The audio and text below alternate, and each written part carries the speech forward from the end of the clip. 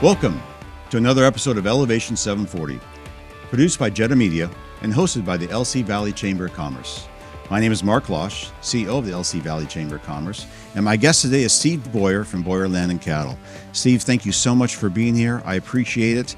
Today is just about celebrating ag. We're not diving too deep about it, but this is the largest economic driver of Valley, and I appreciate you making time to come and see us. I was blessed to get to spend some time with you yesterday, and you gave me a little tour of your operation. And tell me about your family history. Tell us a little bit about you. There's some people listening to this that may not know who you are or the history of the Boyer family. Well, my dad and I started farming at Dad had me when he was 17 years old, so there's not much difference. We grew up together, and he worked for an area farmer in the beginning and started hauling pea silage after work to dairies around the valley, and eventually rented 80 acres and got started farming back in 1959. In 59 he bought the present place where we live. It had 19 acres of farmland, and then in 61 he rented 80 acres, and that was kind of the start of what we're doing today. And he eventually, I left college in 71, and we had the opportunity to rent a fairly large farm at that time, and that's kind of where it got started. It was prices were $1.25 at that time for wheat per bushel, and everybody said we couldn't make it, and probably couldn't. But just 2 years later, wheat hit $5, which is an all-time peak in my farming lifetime. Mm-hmm. Interesting story. A neighbor, Bud Meacham, who farmed up above us in the good land, and he come by one day and rolled down his window. This was back in the 80s, but he rolled down his window and he says, "I'm 85 years old," or whatever it was at the time, and he says, "I've had 3 booms in my life, and we're ready for another one." Anyway, I thought that was a pretty good story, because that's the way agriculture is. You know, you're always waiting for that boom, and we've had, in my lifetime, we've had 2 or 3 too, and we're ready for another one right now. We need another one right now. Yeah. Now, do you have other brothers that were involved in this when you were younger? I have no brothers. I have 5 sisters, and my 5 sisters have all been involved off and on over the years, and their husbands. Mm-hmm. So now I have one sister that's full-time in the office. Mm-hmm. I have 2 sisters that work in the grocery store. Okay. And I have a sister in Oklahoma and a sister that lives here locally. Generational farming. It's what keeps farms alive in America. You've been blessed to have your sons kind of step in and want to be involved. Is that a true statement? Oh, yes. That's we're very lucky. I mean, the farm couldn't exist, and that's why you see so many farmers that their sons have other interests, and they can see that economically they're better off to lease out or sell than they are to keep going unless they have that interest. You know, if you're a farmer, you never really have the comfortable financial situation. You're always waiting for next year, and that young kids don't like that. They want a more definite picture ahead of them, and farmers are always well off if they quit. Mm-hmm. Because they have land that's worth a lot of money, and so when they get 70, 80 years old and their son doesn't want to come back, that's what happened, and that's kind of what's hurts agriculture. You know, there used to be farms on every 320 acres or less, and every corner, and people all over, and a lot of fun. I can remember when I was young, farming was a lot more fun than it is now because of the people, the pea harvest, the different things that we did. The pea harvest was always a highlight of us young people. I was able to, and everyone in the community was able to get a job when you were 12 years old.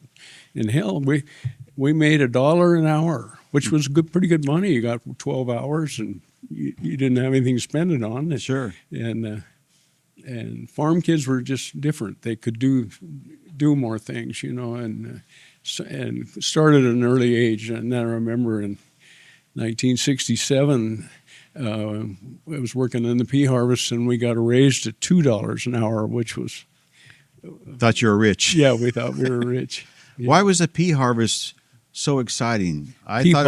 People. Took a lot of people, and it was fun. You worked 12 hours, but in a shift. But there was people everywhere. You had people in the field loading the pea vines, hauling them into the viners, dumping them.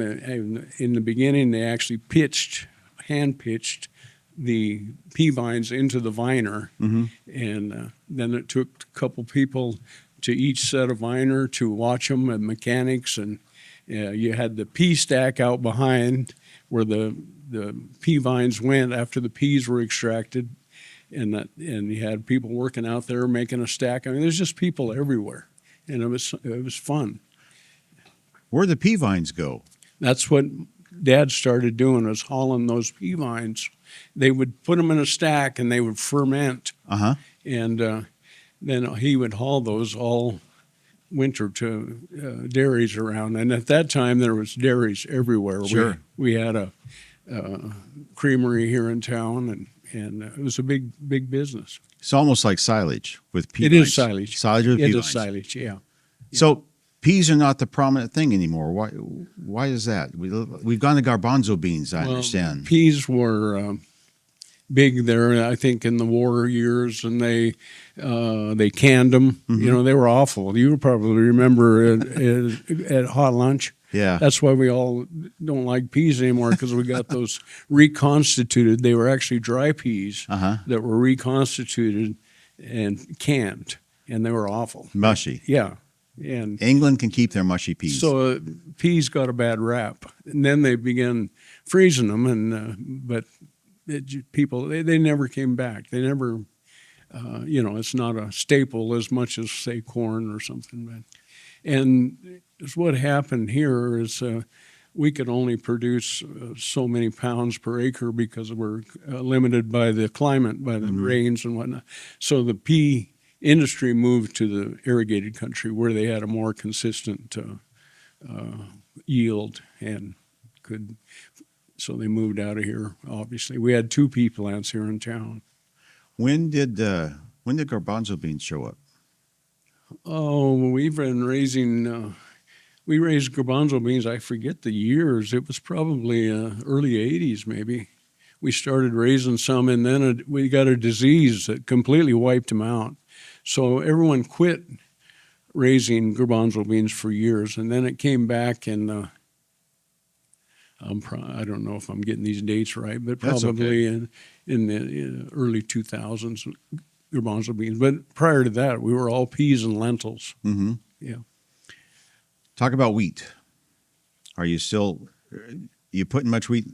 Wheat is our go-to crop. I mean, that's the one that pays the bills, and the other crops they're rotational crops, and hopefully you break even on them, and or make a little once in a while. But they're easy to lose on because they take so many inputs. They're very expensive to plant garbanzo beans, and wheat is less expensive. Maybe the risk is considerably less, and there's a market every single day. There's a market for wheat. You can get rid of wheat any time. I went through a history, Leadership Missoula, we did a history day about a month ago, and they talked about the history of wheat in this area. And some of the greatest wheat in the country is raised here. Is that a true statement? Dryland farming, this is probably some of the higher yielding area in the United States. The Palouse is phenomenal, but and its consistency is, here around from the Clearwater River south is a little more marginal than the Palouse. You can see it in the land values and everything. Land hardly ever changes hands in the Palouse. It's because they do well up there. And it's just every year, if they don't get 80 to 100 bushel, it's a crop failure. Wow. So the Palouse has a lot of flat land. You're farming hills. No, well, in some cases. When I say the Palouse, that's the rolling hills. That's the rolling steep, hills. Yeah. So but you're saying we have a lot of steep land too. Our hills are different down here. They're long, and you look over the edge and you go in the canyon, and they're steep. But you go to the Palouse, they're actually steeper, but they're short. Okay. If you tipped over up there, you wouldn't roll far. If you tip over down here, you go clear the river. So how does the machinery with those great big heads operate on those slopes for someone who's never been in the harvest? What's the technology that does that? We're very fortunate here. We've got an area, manufacturer that they didn't invent it, but they perfected it, and a leveling system. We had leveling systems prior to them, but it was a mechanical system. You actually had to turn a big wheel and on the big gears, and there was a big iron thing that stuck up here, and you turned that, and that raised that one wheel, and so it brought the combine up. But Arley Hill was a pioneer of the leveling system, and all hydraulic and automatic, and it's enabled us to farm this area easier and faster and safer. Yes. Technology has really stepped into farming, hasn't it? Oh yes, yeah. You almost have to have an IT degree to be a farmer anymore. How does technology incorporate out with your properties? Before I get into that, I got a little story that I seen this on a YouTube video years ago, and it's so true. When you're 12 years old and you're wanting to farm, you're wanting to get out there and run the tractor, they won't let you do anything because you're not old enough. But finally you get a little older and they say, "You want a harrow?" "Oh, God, I'd love the harrow." So you start running the harrow at a young age. And back then, of course, they were 30, 40 feet. Now I'm 70-some years old, and they won't let me run the fancy rigs anymore. You know what? I was offered to run the harrow. So you've been demoted to the harrow. It's a full circle. Well, I'm back to the harrow. The only problem is now the harrow's 84 feet. Once in a while, I used to get a nick out of a post every once in a while. Now sometimes I get the whole damn post.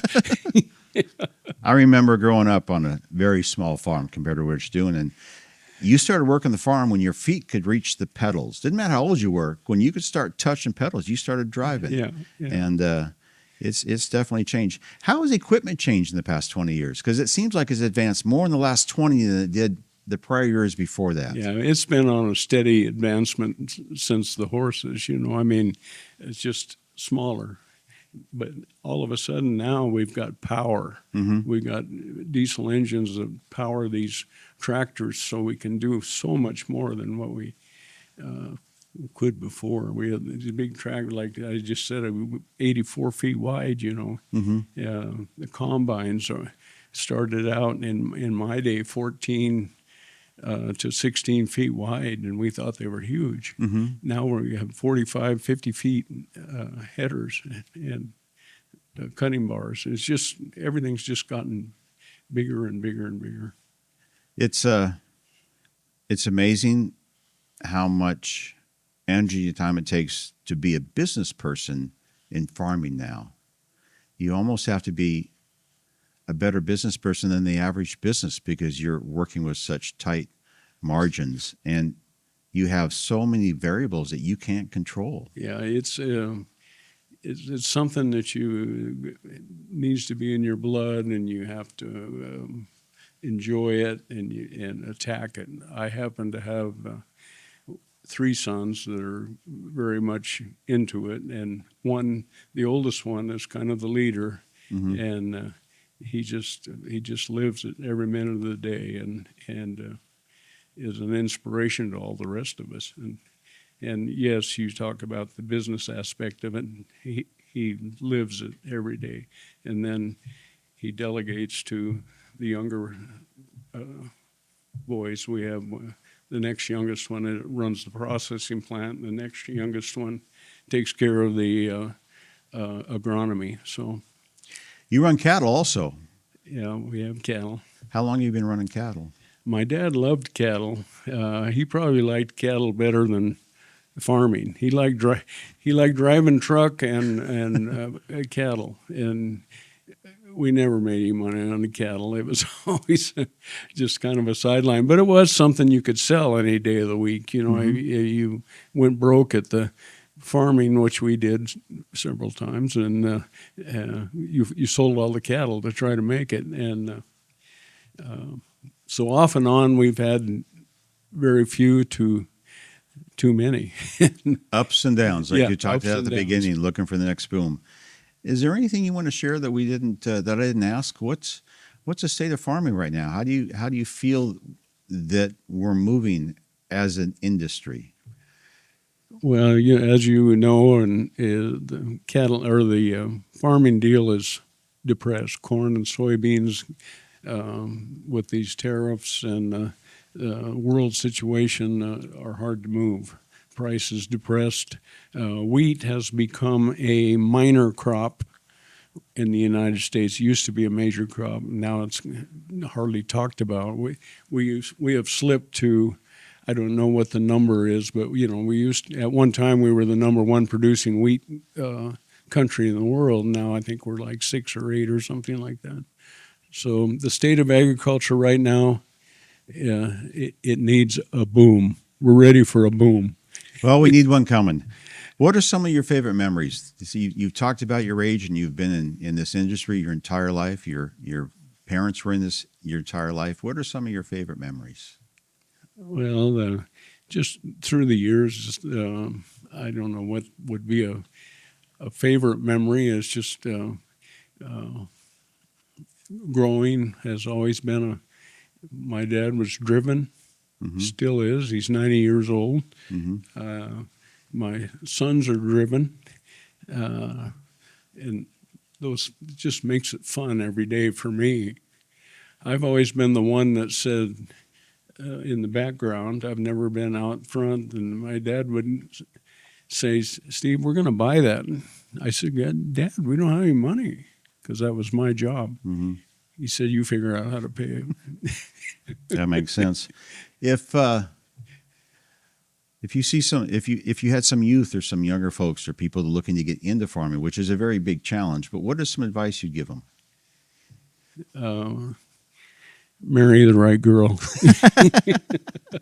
So it's family. Yeah, it's hard to get in. My dad was very fortunate that he wiggled in at a time when maybe it was a little easier. It's always been kind of the same, but we've been lucky. As far as giving somebody any advice as getting in, you wish them luck, and you better be ready for a tough ride to be in the beginning. Yeah, there's no sick days in farming. Yeah. You got to get it done. Steve, talk a little bit about the future of farming. I think as a family, we're fortunate there that right now I've got 3 sons involved, and I've got a grandson who is 19 years old, and he goes to school at the University of Idaho, but he commutes and works every day and on the farm. I've got another grandson that's his little brother that's 5 years old that could tell you the name of every field we have and spends every day farming somewhere, either in the dirt bank or on a machine riding with his dad. So he's on the fast track to be running things someday. Right, and he thinks he is now. He thinks he is now. And that's the whole key of having generational farming. Yes, yeah, it's just something, like I said earlier, it's in your blood. You can't get, it's hard to get away from it. So I understand. Steve, I want to thank you so much for being here today. It was a pleasure hearing your stories. oh, thank you. I enjoyed being here. Thank you so much. That concludes another episode of Elevation 740, produced by Jetta Media and hosted by myself, Mark Losh, from the LC Valley Chamber of Commerce. You can find us at elevation740.com. This and other podcasts. Thank you so much for your time, and look forward to seeing you again soon.